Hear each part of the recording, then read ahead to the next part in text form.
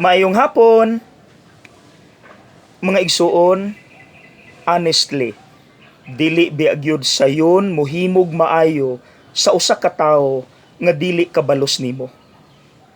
Mas lami ra gyud tong mohimo tag maayo aron kining tawhana makabalos natog himog maayo puhon-puhon.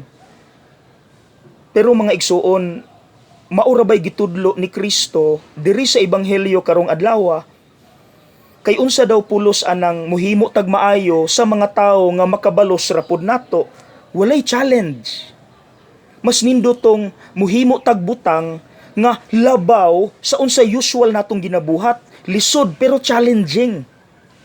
Abi ninyo nakasinati biagyud ko anang kalisod. April 17, 2013. Naay niduol nako duha ka batan-ong lalaki nabulad sa init. Luoy kaayg itsura, haggard na, gipaningot og ayo, hapit na maguba ang mga sapatos, na maligya silag libro. Ug nakabalo ko, dili sila Katoliko. Anyat ako sa kapare, kabalo ko unsang mga grupuha ang kusog manguntra sa Katoliko. So naglisod ko, gastragol ko. Nihangyo silang paliton ang libro para sa ilang pag-eskwela.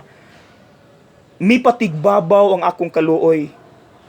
Akong gipalit ang libro bisan dili nako magamit, 1,000 kapin biya pod. Dayon grabe ang ilang pasalamat mga igsuon.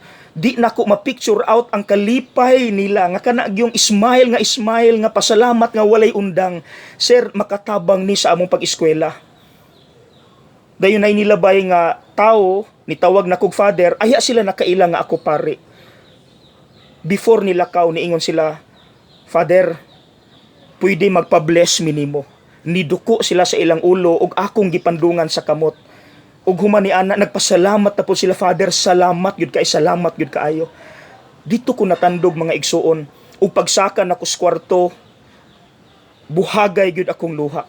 Nakaingon ko, Lord, nakagasto ko 1,000 sa libro nga di nako magamit, pero ang nasukli sa ako, Lord, more than million worth of cash or bisan unsa pa ng butanga, Lord. Walay ikabaylo sa kalipay nga akong nasinati. Tinuod gyud ang giingon sa Ginoo diri sa ebanghelyo mga igsuon.